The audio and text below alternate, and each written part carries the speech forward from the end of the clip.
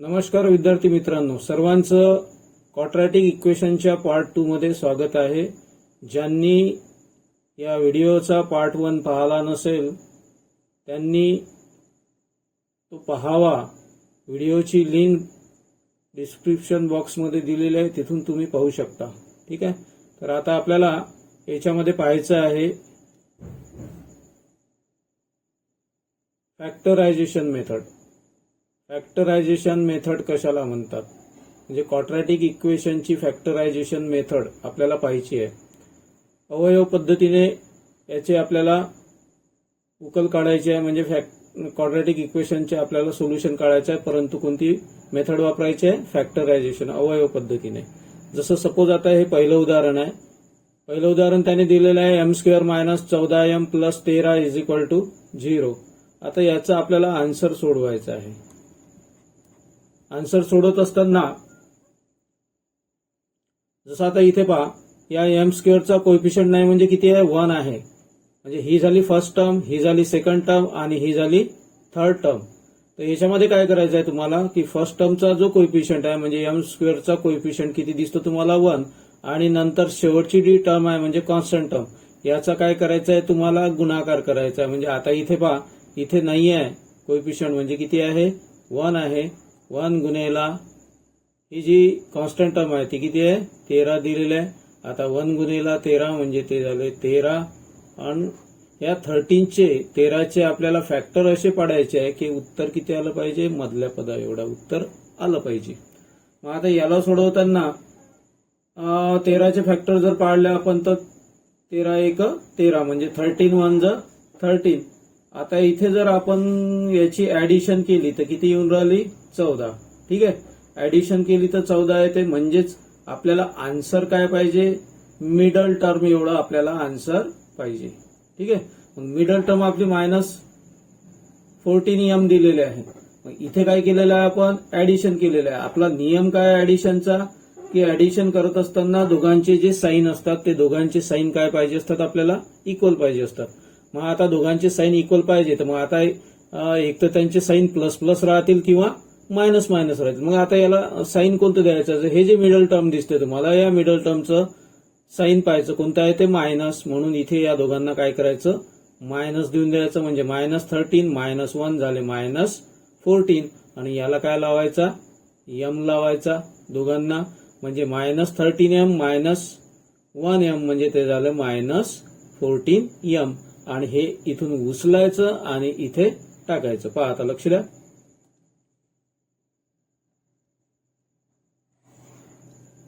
ठीक आहे.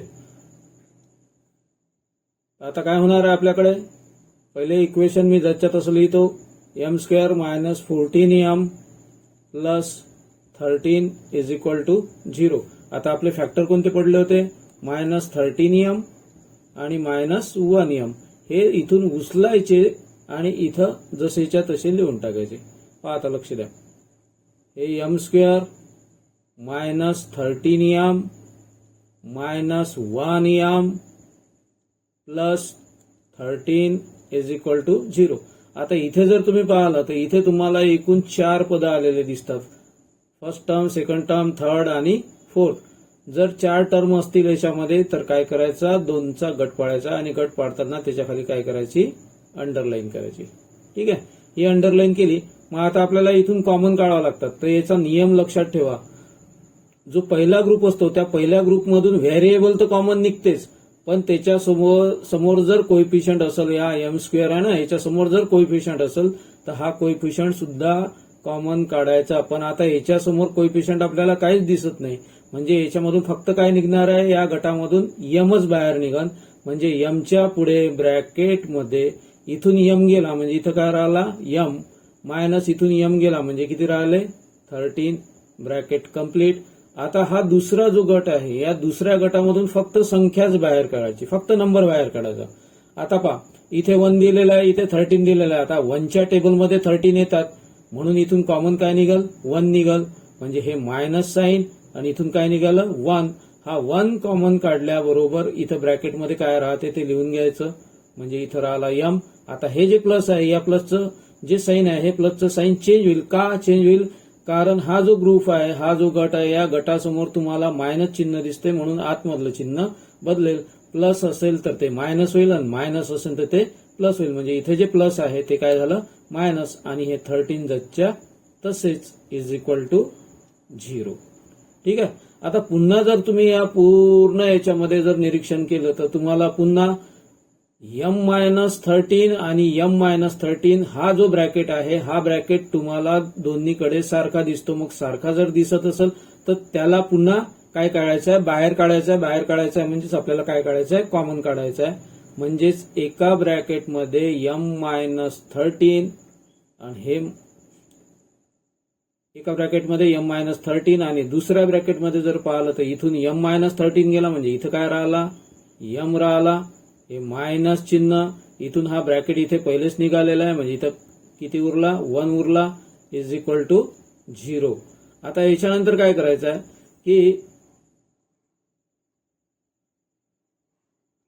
याच्यानंतर एकच काम करायचं आहे, या दोघांबद्दल काय करायचं आहे, 0 ठेवायचं आहे. आता या दोघांबद्दल आपण 0 ठेवू. पहा, लक्ष द्या. दोघांबद्दल जर 0 ठेवला तर इथे m च्या आपल्याला 2 व्हॅल्यू मिळतील. तर पहिले आता पहा, पहिले आहे m-13 इज इक्वल टू 0 घ्यायचा आणि इथे लिहायचं or m-1 is equal to याला सुद्धा काय घ्यायचा, 0 घ्यायचा. इथं जर याला सोडवलं तर m इज इक्वल टू किती मिळाले आपल्याला, 13 मिळाले. कारण पहा हा -13 आहे, तिकडे गेला तर +13 होईल. इथे m इज इक्वल टू काय होणार 1, -1 तिकडे गेला तर काय होणार आहे +1. म्हणजेच इथे जर निरीक्षण केलं तुम्ही तर m च्या 2 किमती निघालेल्या आहेत.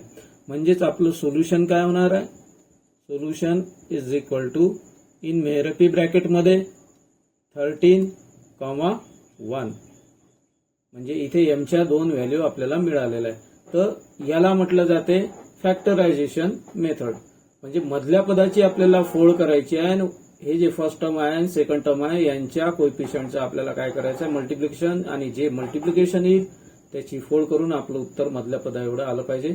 ते या पद्धतीनं येते. ठीक आहे. चला पुढे जाऊया, पुढचं उदाहरण घेऊ. दुसरं उदाहरण.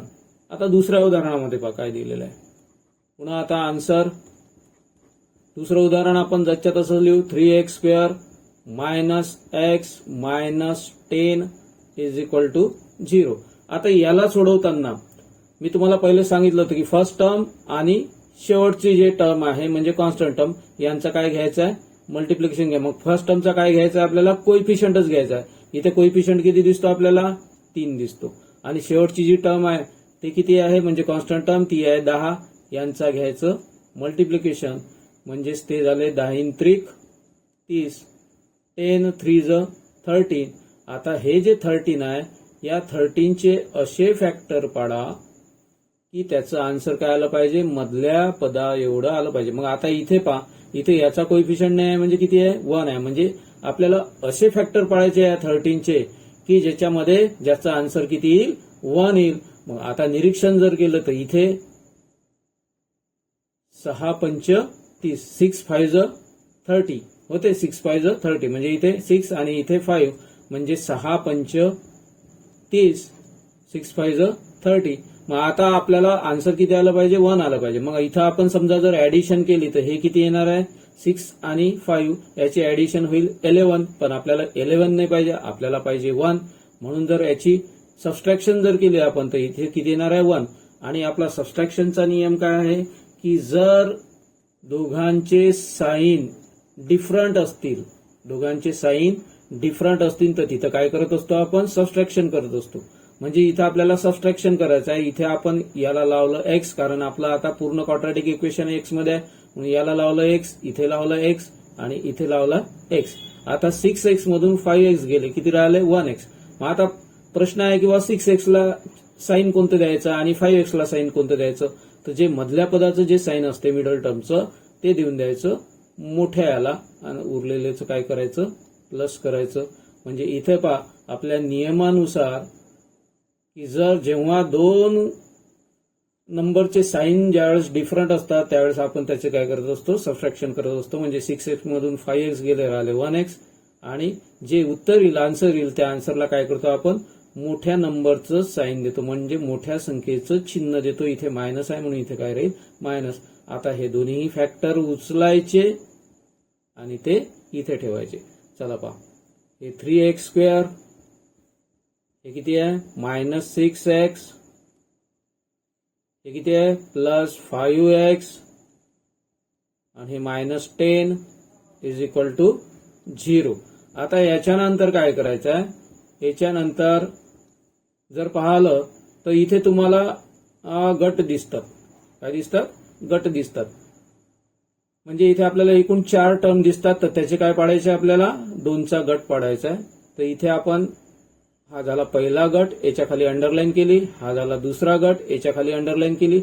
आणि आता मी तुम्हाला सांगितलं होतं की पहिल्या गटातून व्हेरिएबल तर निघतेच. काय निघते, व्हेरिएबल निघते. आता दोन्ही याच्यामध्ये जर पाहिलं तर दोन्ही याच्यामध्ये हा x² मोठा आहे आणि हा x लहान आहे. मग याच्यामधून व्हेरिएबल कोणतं निघणार आहे, जे लहान आहे ते, म्हणजे x कॉमन निघल. मग x कॉमन निघाल्यानंतर मग मी तुम्हाला मगाच सांगितलं आहे की इथे जर x² चा कोएफिशियंट असेल तर याच्यातून, या पहिल्या गटातून आपल्याला संख्या सुद्धा कॉमन काढायची आहे. मग आता इथे जर पाहिलं तर 3च्या टेबलमध्ये किती येते, 6 येते. म्हणून या पहिल्या गटातून काय कॉमन निघणार आहे, 3 सुद्धा कॉमन निघतील. म्हणजे टोटल आता कॉमन काय निघालेलं आहे, 3x कॉमन निघतील. 3x कॉमन काढला तर पुढे ब्रॅकेटमध्ये, आता इथून पहा, इथून 3 गेलेला आहे ना, याच्यातला x गेलेला, म्हणजे इथं काय उरला आहे, x. हे मायनस साईन. आता इथे पहा, इथून x गेलेला आहे. आता या 3 काय करायचं आहे, हा x आणि हा x कॅन्सल झाला, म्हणजे हा x गेला. आता 3 काय करायचं, 6 ला डिवाइड करायचं. 3 2 6, म्हणजे इथे काय राहील, ब्रॅकेटमध्ये 2 राहील, ब्रॅकेट कंप्लीट. त्यानंतर हे जे गट आहे, या गटातलं प्लस चिन्ह जसंच्या तसंच. आणि नंतरचा जो गट आहे, सेकंड गट ग्रुप, त्याच्यातून फक्त कॉमन काय निघणार आहे, 5 निघणार आहे कॉमन. फक्त मी काय सांगितलं होतं, फक्त संख्या निघणार आहे. मग आता याच्यामध्ये 5च्या टेबलमध्ये 10 येतात, म्हणून इथून कॉमन काय निघणार आहे, 5 निघाली. पुढे ब्रॅकेटमध्ये जास्त विचार करायचं काम नाही. हा जो ब्रॅकेट आहे इथे, हा ब्रॅकेट इथे जसाच्या तसाच लिहून टाकायचा आणि = काय घ्यायचं, हे 0 जसच्या तसं. आता इथे x-2 कसा राहिला, कारण इथून 5 बाहेर काढला आपण, या दोघांमधून 5 बाहेर निघाल्यानंतर इथं काय राहिला, x राहिला मायनस. आता या 5नं 10 ला काय करायचं, डिवाइड करायचं. 5 2 10, म्हणजे इथं 2 राहिला, = हे 0 जसच्या तसंच. पुन्हा जर पाहिलं आपण तर पुन्हा याच्यामध्ये x-2 चा ब्रॅकेट आपल्याला सारखा दिसतो, म्हणजे तो सुद्धा काय निघणार आहे, कॉमन निघल. तर x-2 चा ब्रॅकेट कॉमन काढला दुसऱ्या ब्रॅकेटमध्ये. आता इथून x-2 चा ब्रॅकेट निघाला, इथं काय राहिले, 3x राहिले, प्लस हे साईन जसच्या तसं. इथून हा ब्रॅकेट आपण कॉमन काढलेलाच आहे, म्हणजे इथं किती राहिले, 5 = 0. आता या दोघांबद्दल काय करायचं, 0 ठेवायचं आणि सोल्युशन काढायचं क्वाड्रॅटिक इक्वेशनचं. हे जे आपलं क्वाड्रॅटिक इक्वेशन आहे त्याचं सोल्युशन काढायचं. आता दोघांबद्दल 0 ठेवायचा. x-2 = 0 or कोणता आहे ते, 3x + 5 = 0. आता इथे जर पाहिलं तर हा एक जसच्या तसा, -2 तिकडे गेला तर काय होईल, +2, आणि प्लस चिन्ह देण्याची आवश्यकता नाही, म्हणजे x ची व्हॅल्यू किती निघालेली आहे, 2 निघालेली आहे. आणि इथे पहा, हे 3x जसच्या तसेच, हे +5 आहे, तिकडे जातील तर -5 होतील, म्हणजेच 3x = -5. आता 3 जर पाहिला तर या x ला मल्टिप्लाय आहे, म्हणजे x = हे -5 जसच्या तसे.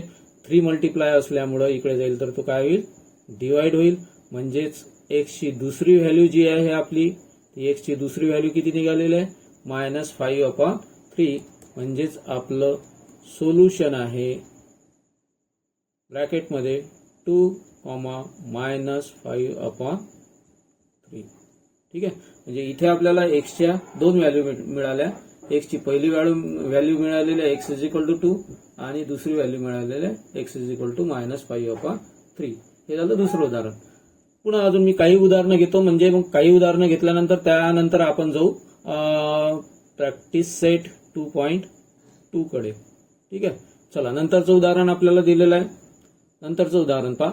नंतरच्या उदाहरणामध्ये आन्सरमध्ये हे 3y² = 15y जसच्या तसे. आता याला सोडवायचं आहे. आता इथे जर पाहिलं तर तसं पाहिलं तर हे पूर्णतः क्वाड्रॅटिक इक्वेशन नाही आहे. पूर्णतः म्हणजे आपलं क्वाड्रॅटिक इक्वेशन कोणत्या फॉर्ममध्ये पाहिजे आपल्याला, x square plus b x plus c is equal to 0 या फॉर्ममध्ये आपल्याला क्वाड्रॅटिक इक्वेशन पाहिजे. पण इथे जर पाहिलं तर इथे ही जी कॉन्स्टंट टर्म आहे, इथे कॉन्स्टंट टर्मच नाही दिलेलं, म्हणजे ती अबसेंट आहे. आणि ती अबसेंट असल्यामुळे त्याला इथे घेण्याचं काहीच कारण नाही आहे.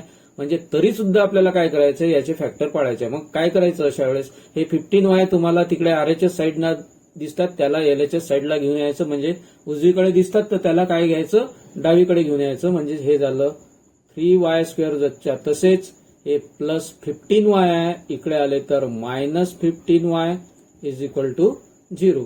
आता निरीक्षण जर केलं तर याच्यामधून वाटल्यास इथे एकच गट तयार होऊन राहिला, याच्या खाली अंडरलाईन करतो मी. आणि इथून पहा कॉमन काढायचं आहे, इथे y स्क्वेअर आहे आणि इथे y आहे, म्हणून इथून काय निघणार आहे, y कॉमन निघल. y कॉमन निघाल्यानंतर आता पुन्हा जर निरीक्षण केलं तर दोन्ही पदामध्ये तुम्हाला इथे 3 दिसतात, इथे 15 दिसतात आणि 3च्या टेबलमध्ये 15 येतात, बरोबर आहे.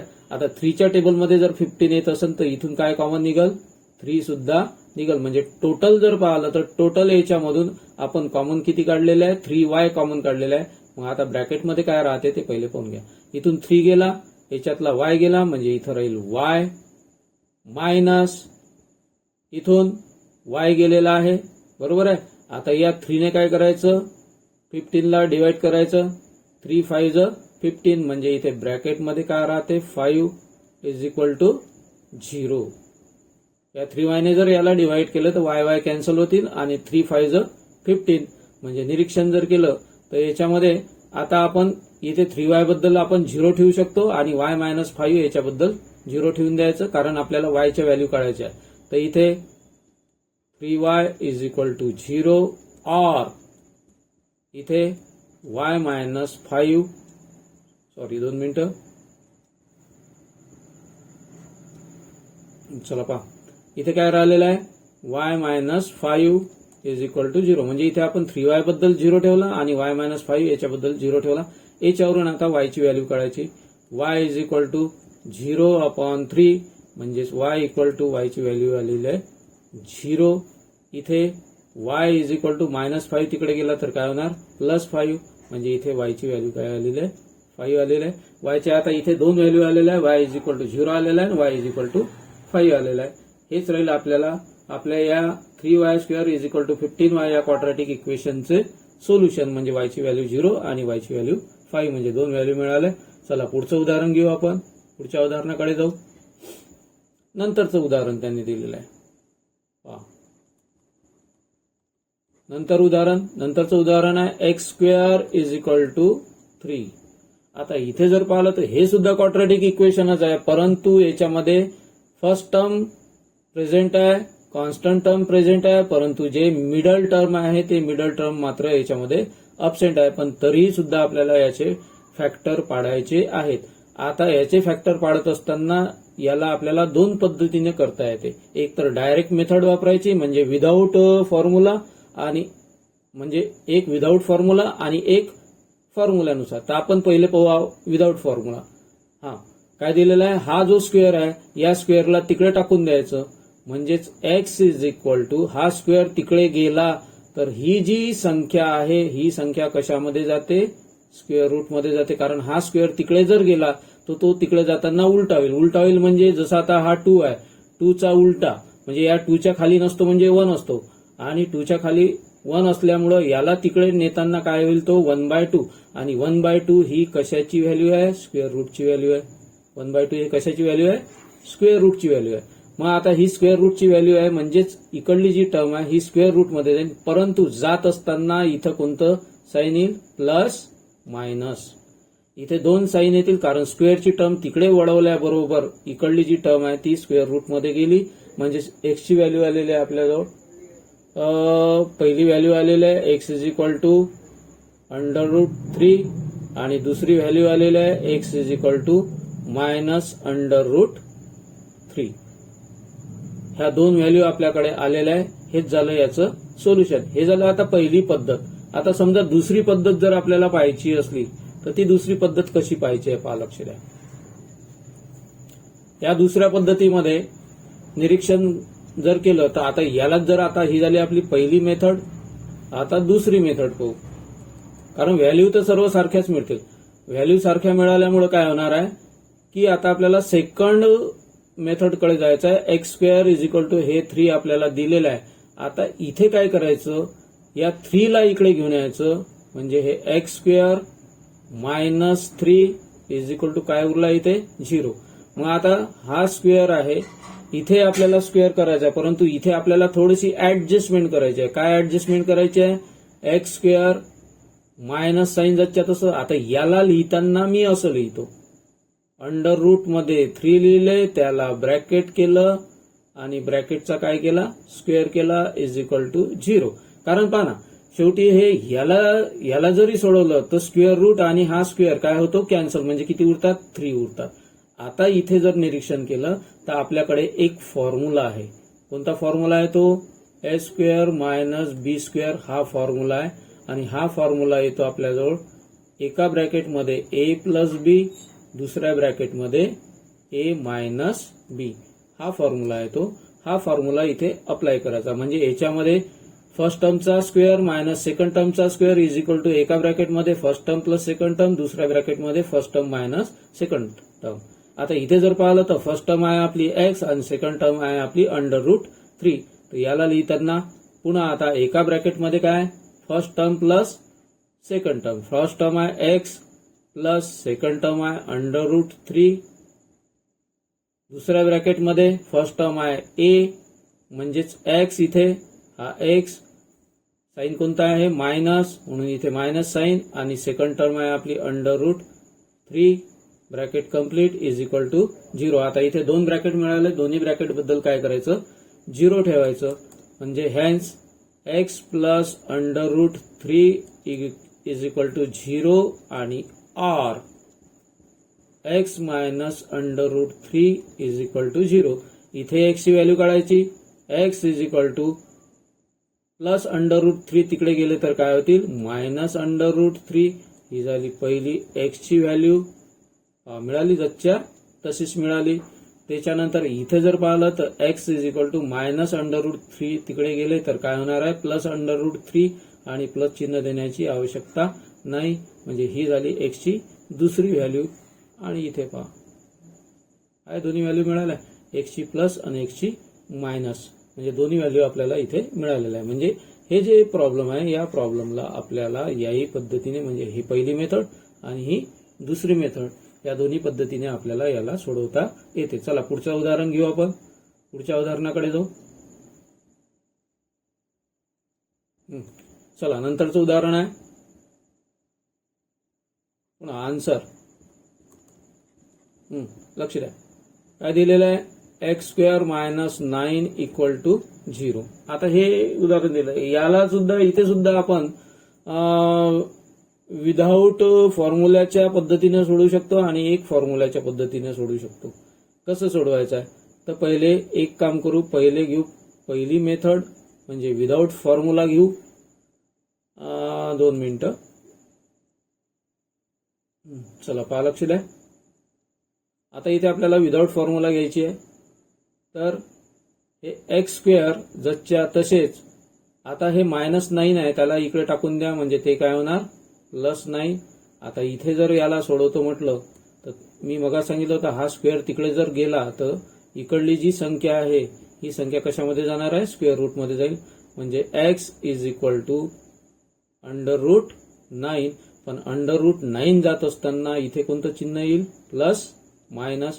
हे प्लस मायनस चिन्ह आलेलं आहे, म्हणजे एक्स इज इक्वल टू हे प्लस मायनस साइन जच्या तसं, आणि 9चं स्क्वेअर रूट इथे येते 3. 3चा वर्ग 9 होतो ना, म्हणजेच 3चा वर्ग 9 म्हणजेच 9चं स्क्वेअर रूट किती झालं, 3. म्हणजे इथे जर पाहिला आपण तर इथे एक्स ची पहिली व्हॅल्यू आलेली आहे 3 आणि दुसरी एक्स ची दुसरी व्हॅल्यू आलेली आहे मायनस 3. ह्या 2 व्हॅल्यू इथे आपल्याला मिळतात. तर ही झाली विदाऊट फॉर्म्युला मेथड. आता नंबर 2 दुसऱ्या मेथडने आपल्याला पाहायचं आहे. दुसरी मेथड आहे आपली, आता पुन्हा इक्वेशन जच्या तसंच लिहितो मी, x square minus 9 is equal to 0. आणि आपल्याकडे फॉर्म्युला आहे. आपल्याकडे फॉर्म्युला मगाच पाहिला आपण अगोदरच्या गणितामध्ये, a square minus b square is equal to एका ब्रॅकेटमध्ये ए प्लस बी, दुसऱ्या ब्रॅकेटमध्ये ए मायनस बी. हा फॉर्म्युला इथे वापरायचा आहे. म्हणजे first term plus second term, first term minus second term. आता याला सोडवताना कसं सोडवायचं, हा एक्स स्क्वेअर मायनस, आता हा 9 आहे. 9 म्हणजे कोणत्या याचा स्क्वेअर असतो रे, 3 चा स्क्वेअर असतो 9. म्हणून याला 9 च्या ऐवजी आपण याला काय लिहिलेलं आहे, 3 चा स्क्वेअर इज इक्वल टू 0. आता इथे पहा, इथे फर्स्ट टर्मचा स्क्वेअर मायनस सेकंड टर्मचा स्क्वेअर. आता आपला फॉर्म्युला आहे एका ब्रॅकेटमध्ये first term plus second term, दुसऱ्या ब्रॅकेटमध्ये first term minus second term. आता एका ब्रॅकेटमध्ये फर्स्ट टर्म आहे एक्स प्लस सेकंड टर्म आहे 3, दुसऱ्या ब्रॅकेटमध्ये फर्स्ट टर्म आहे पुन्हा एक्स मायनस, आता प्लस आहे तर काय होईल इथं, हे मायनस चिन्ह आहे म्हणून इथे मायनस चिन्ह. सेकंड टर्म आहे, सेकंड टर्म कोणती आहे 3 इज इक्वल टू 0. आता इथे या दोघांबद्दल 0 ठेवायचं, खाली hence, x plus 3 equal to 0 और इथे एक्स मायनस 3 इक्वल टू 0.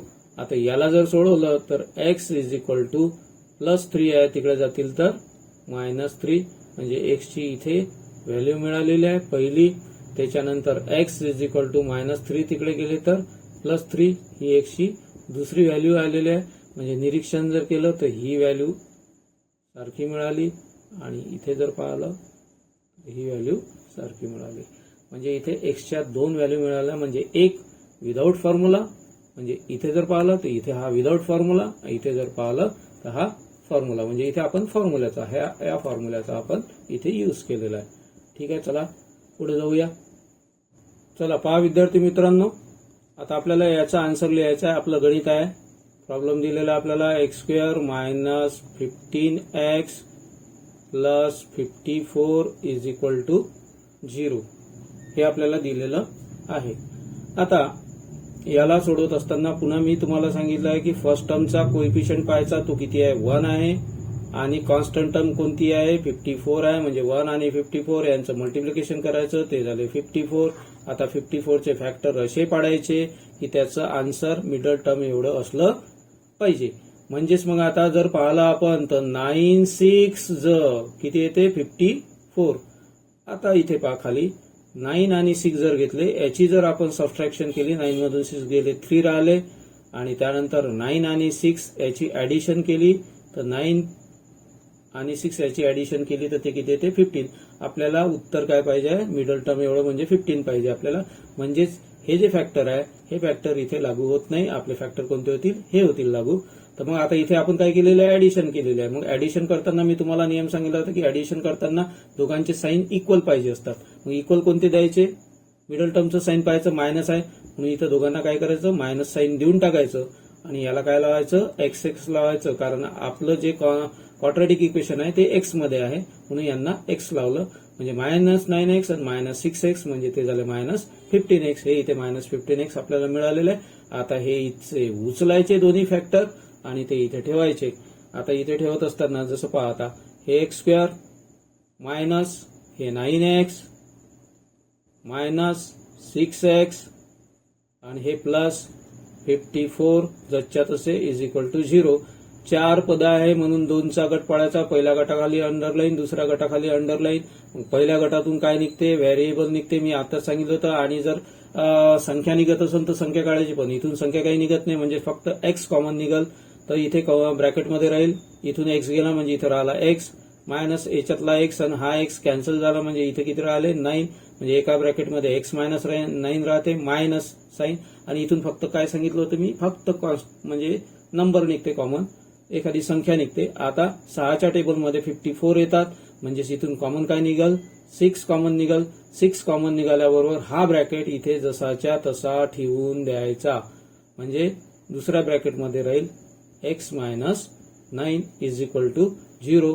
पुन्हा जर पाहिलं तर पुन्हा एक्स मायनस 9चा ब्रॅकेट कॉमन निघतो, म्हणजे पुन्हा आता एक्स मायनस 9चा ब्रॅकेट कॉमन काढल्यावर दुसऱ्या ब्रॅकेटमध्ये हा ब्रॅकेट इथून गेला म्हणजे इथं राहिलं एक्स मायनस साईन, इथून हा ब्रॅकेट गेला म्हणजे किती राहिले 6 इज इक्वल टू 0. आता या दोघांबद्दल काय करायचा, 0 ठेवून द्यायचा, या दोघांबद्दल 0 ठेवायचा. आणि त्याला सोडवायचं. चला पहा, लक्ष द्या. x minus 9 is equal to 0 or x minus 6 is equal to 0. इथे x is equal to -9 तिकडे गेले तर +9 होतील, म्हणजे x ची पहिली व्हॅल्यू मिळाली आपल्याला 9. इथे x is equal to -6 तिकडे गेले तर +6 होतील, म्हणजे ही झाली आपली x ची सेकंड व्हॅल्यू. म्हणजे इथे आपल्याला x च्या दोन व्हॅल्यू मिळालेल्या आहे, एक मिळालेलं आहे 9 आणि दुसरी मिळालेलं आहे 6. अशा पद्धतीचं हे गणित, पुढचं गणित दिलेलं आहे आपल्याला. आन्सर पुढच्या गणितामध्ये जर पाहिलं आपल्याला तर ते आहे 2x² minus 2x plus 1/2 is equal to 0. आता इथे जर निरीक्षण जर केलं तर हे तर ठीक आहे, दोन पद बरोबर आहे, पण इथे जर पाहिलं तर ही कॉन्स्टंट टर्म आपल्याला 1/2 दिसून राहिली. आता काय करायचं, हा खालचा 2 जो आहे ना तो गायब करून टाकायचा. म्हणजे आपलं जे इक्वेशन आहे ते बरोबर या फॉर्म मध्ये येईल, ax² plus bx plus c equal to 0. म्हणजे कॉन्स्टंट टर्म म्हणजे इथे फक्त संख्या राहिली पाहिजे, एवढं पाहायचं, म्हणजे जेणेकरून हे सोप्यात सोपं होईल. चला पहा आता इथे, आता 2 इथचा गायब करायचा आहे, म्हणजे पूर्ण इक्वेशनला आपल्याला 2 ने काय करायचं आहे, मल्टिप्लाय करायचं आहे बोथ साइडला. मग इथं लिहिताना मल्टिप्लाइंग बोथ साइड बाय 2. आता 2 ने मल्टिप्लाय करा. इथे 2 ने मल्टिप्लाय केलं तर हे काय होईल, 4x² मायनस इथे 2 ने मल्टिप्लाय केलं तर ते होतील -4x प्लस इथे 2 ने मल्टिप्लाय केलं तर वरचा 2 आणि खालचा 2 कटला, म्हणजे किती राहिला 1 इज इक्वल टू, इथे 0 ला जर 2 ने मल्टिप्लाय केलं तर उत्तर काय येते, 0च येते. आता याच्यामध्ये याचे फॅक्टर पाडायचे. मी तुम्हाला सांगितलं होतं की फर्स्ट टर्म जी आहे त्याचा कोएफिशियंट घ्यायचा, तो आहे आपल्याकडे 4 आणि कॉन्स्टंट टर्म कोणती आहे 1. मग आता याला सोडवायचं आहे. 4 1 ज 4. आता या 4 चे असे फॅक्टर पाडायचे की मधल्या टर्म एवढं उत्तर आलं पाहिजे. आता 4 चे जर फॅक्टर पाडले 2 2 ज 4 होते, म्हणजे इथे निरीक्षण केलं तर 2 2 लिहिले, इथे 2 2 लिहितो. आता या 2 मधून 2 जर मायनस केले तर उत्तर 0 येते, आणि 2 मध्ये 2 मिळवले तर काय येते, 4 येते. आपल्याला उत्तर 0 नाही पाहिजे, कारण आपल्याला पाहिजे 4, म्हणून हे आपलं फॅक्टर लागू होतात. इथे आपण ऍडिशन केलेलं आहे, मग दोघांचे साईन कसे राहतील, सारखे राहतील. इथे मायनस आहे म्हणून इथे दोघांचे साईन मायनस राहतील, आणि व्हेरिएबल आहे x, या दोघांना x लावायचं, इथे x लावायचं, आणि साईन जसच्या तसंच. म्हणजे आता हे जर पाहिले तर हे उचलायचे आणि इथे ठेवायचे. 4x² याच्या जागी काय ठेवायचं, -2x पुन्हा -2x, आणि हा +1 जसच्या तसाच इज इक्वल टू 0. आणि आता याला सोडवल्यानंतर इथे जर पाहिलं तर तुम्हाला 4 पद दिसतात, म्हणजेच इथे 2चा गट पडतो, पहिला गट आणि दुसरा गट. पहिल्या गटातून काय कॉमन निघते ते काढायचं. पहिले तर व्हेरिएबल तर निघतेच x. आता इथे पहा 4च्या टेबलमध्ये 2 येत नाही, पण 2च्या टेबलमध्ये 4 येतात, म्हणजे 4 आणि 2 याच्यामधली सर्वात जर लहान संख्या कोणती असेल तर ती 2 आहे, म्हणून इथून 2 कॉमन निघतील. टोटल निघालेले आहे आपले 2x कॉमन. आता याच्यातून 2x गेले म्हणजे इथं काय राहतील, 2x राहतील. याच्यातला x गेला म्हणजे काय राहिला, x राहिला, आणि या 2 ने 4 ला डिवाइड करायचं म्हणजे इथं राहतील 2 मायनस. आता याच्यातून 2x आपण बाहेर काढलेला आहे, म्हणजे इथं जर पाहिलं तर इथे आपल्या जवळ इथे काहीच उरलेलं नाहीये. 2x बाहेर काढल्यामुळे इथं काहीच नाही उरलं, म्हणजे काय राहिला तिथे 1 राहतो. Bracket complete. हे मायनस चिन्ह, आणि इथून इथून फक्त संख्या निघते. 2च्या टेबलमध्ये 1 येत नाही, पण 1च्या टेबलमध्ये 2 येतात, म्हणून इथून काय निघन, 1 कॉमन निघन. 1 कॉमन काढल्याबरोबर हा ब्रॅकेट जो आहे, हा ब्रॅकेट इथे जसच्या तसाच लिहायचा इज इक्वल टू 0. पुन्हा जर पाहिलं तर हा ब्रॅकेट तुम्हाला सारखा दिसतो, म्हणून तो कॉमन निघन. 2x - 1 एका ब्रॅकेटमध्ये, दुसऱ्या ब्रॅकेटमध्ये इथं राहिले 2x, हा मायनस, हा तर ब्रॅकेट बाहेर निघालेलाच आहे, इथं राहील 1 इज इक्वल टू 0. आणि आता या दोघांबद्दल 0 ठेवायचा. 2x - 1 is equal to 0 or पुन्हा आता दुसरा आहे 2x - 1 इज इक्वल टू 0. इथे 2x is equal to 1, x is equal to 1/2. Two multiply तिकडे जाईल तर डिवाइड. इथे सुद्धा 2x इज इक्वल टू -1 तिकडे गेला तर +1, x is equal to 1/2 two multiply तिकडे गेला तर डिवाइड होईल. म्हणजे इथे एक्सच्या दोन्ही व्हॅल्यू काय मिळालेल्या आहे, इक्वल मिळालेलं आहे. आता कधी कधी तुम्हाला व्हॅल्यू इक्वल सुद्धा मिळतील आणि कधी कधी डिफरंट सुद्धा मिळतील. चला पुढे जाऊया आपण पुढच्या इक्वेशनकडे, पुढच्या क्वाड्रॅटिक इक्वेशनकडे. पुढचं क्वाड्रॅटिक इक्वेशन काय दिलेलं आहे पहा. पुढचं क्वाड्रॅटिक इक्वेशन दिलेलं आहे 6x - 2/x = 1 हे दिलेलं आहे. पुन्हा आता इथे पहा, तसं जर पाहिलं तर हे क्वाड्रॅटिक इक्वेशन आहे का, पाहिलं तर नाही आहे, पण सोडवतो म्हटलं तर आहे. हे क्वाड्रॅटिक इक्वेशन आहे कारण की इथे आपल्याला खाली एक्स दिसतात. तर काय करायचं, पूर्ण इक्वेशनला दोन्हीकडे एक्स नी मल्टिप्लाय करायचं. आता इथे लिहिताना मल्टिप्लाइंग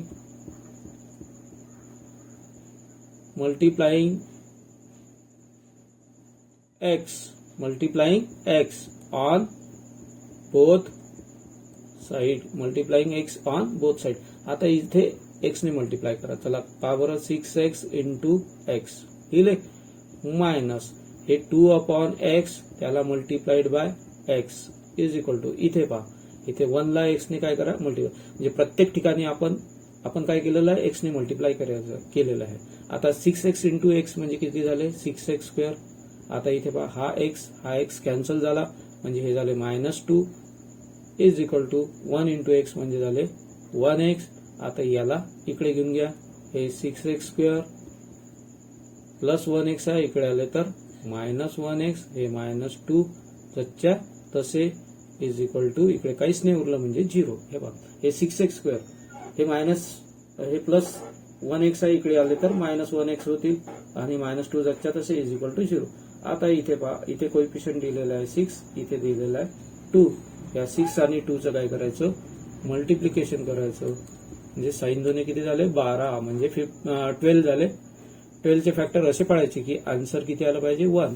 आता याचे जर फॅक्टर काढतो म्हटलं आपण तर 4 3 12, 4 3 12. आता इथे मी 4 लिहितो, इथे 3 लिहितो, इथे 4 लिहितो, इथे 3 लिहितो. चला पहा 4 3 गेले किती राहिला 1 राहिला, आणि याची जर ऍडिशन केली तर किती राहतात, इथं 7 राहते. बरोबर आहे. आता इथं काय केलेलं आपण सबट्रॅक्शन केलं, इथं ऍडिशन केलं, आपल्याला पाहिजे उत्तर 1. म्हणजे हे जे फॅक्टर आहे हे फॅक्टर आपले लागू होतात, हे लागू होत नाही, म्हणून हे लागू होतात. म्हणून याला काय लावलं आपण x, इथे लावला x, इथे लावला x. आता मधल्या पदाचं साइन मायनस आहे, इथं काय केलेलं आपण सबट्रॅक्शन करताना दोघांचे साइन वेगवेगळे पाहिजे. इथे मायनस आहे म्हणून ते मोठ्या याला आणि याला उरलेल्याला प्लस दिलं. आता आन्सरला मोठ्या संख्येचं साइन राहील म्हणजे -1x. आणि आता याला सोडवायचं आहे आपल्याला. ठीक आहे, याला सोडू.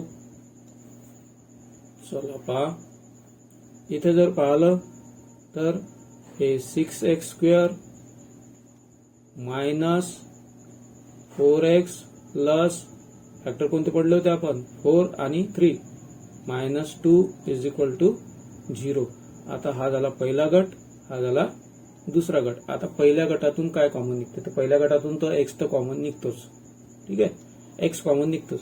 आता पहा, आता 6 आणि 4, आता 6च्या टेबलमध्ये 4 येत नाही, 4च्या टेबलमध्ये 6 येत नाही. मग आता 6 आणि 4 हे कोणत्या टेबलमध्ये येतात, 2च्या टेबलमध्ये येतात. कोणत्या टेबलमध्ये, 2च्या. म्हणून दोघांमधून काय कॉमन निघन, 2 कॉमन निघन.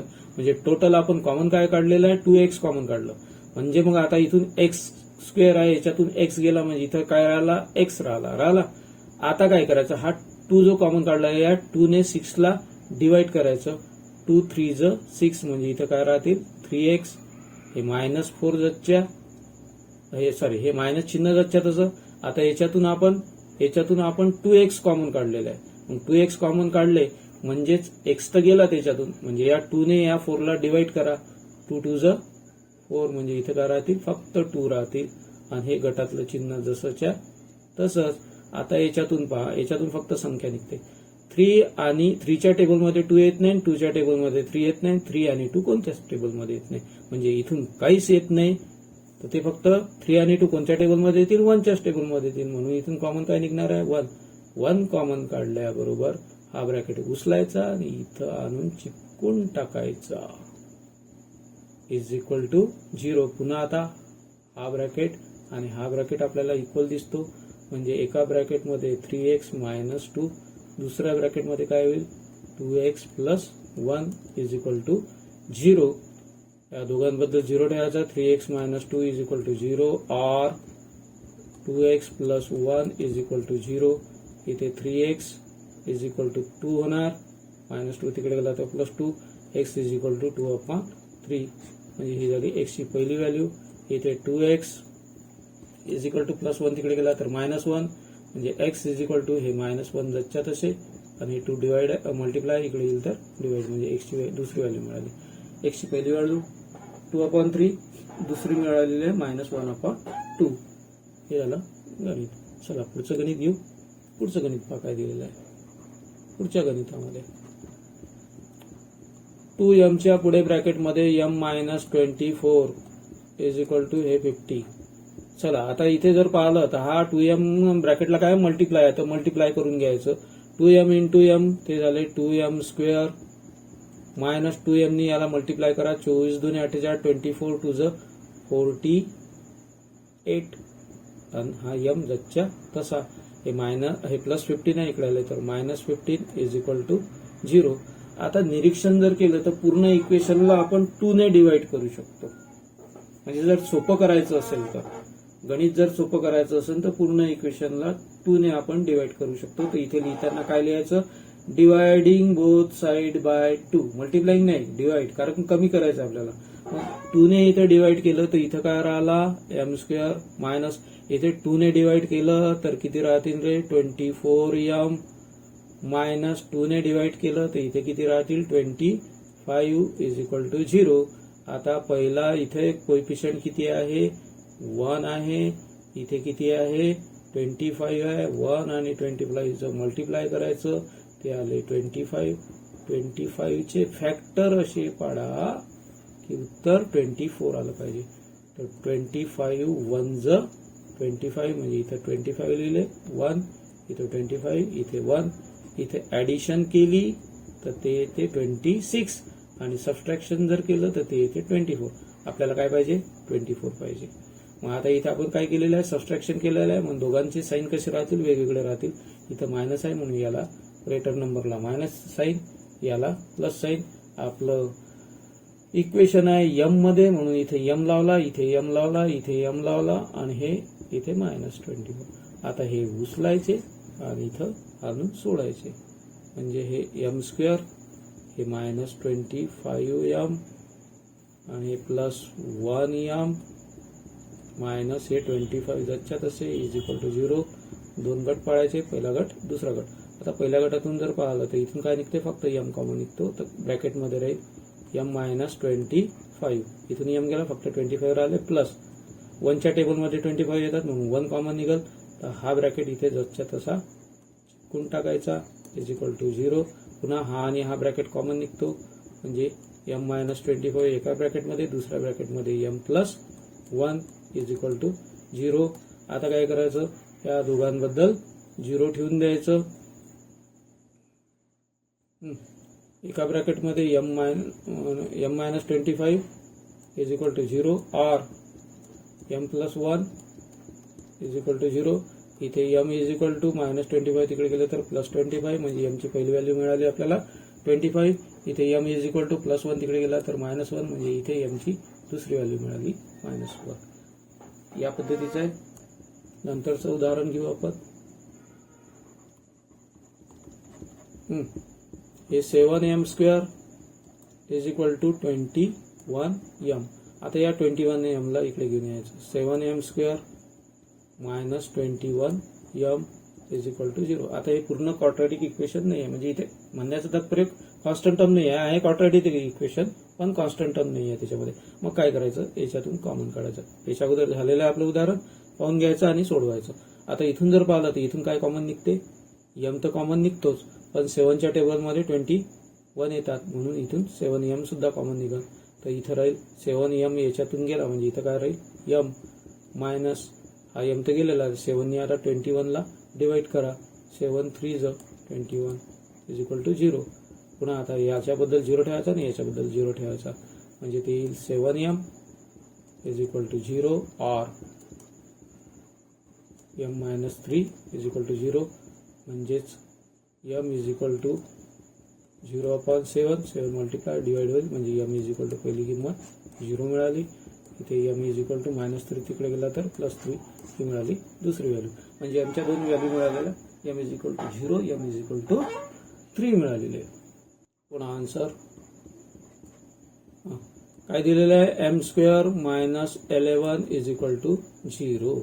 आता याला सुद्धा आपल्याला a² - b² is equal to एका ब्रॅकेटमध्ये a प्लस बी दुसऱ्या ब्रॅकेटमध्ये a मायनस बी या फॉर्म्युल्यामध्ये आपल्याला कन्वर्ट करायचं आहे. चला हे m²चं स्क्वेअर रूट काय झालं m झालं.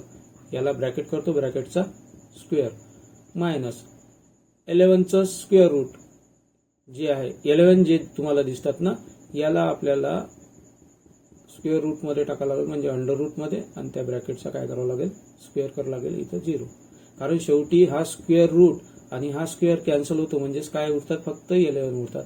आता इथे फर्स्ट टर्म आलेली आहे m सेकंड टर्म आलेली आहे म्हणजे सेकंड टर्म आलेली आहे अंडर रूट 11.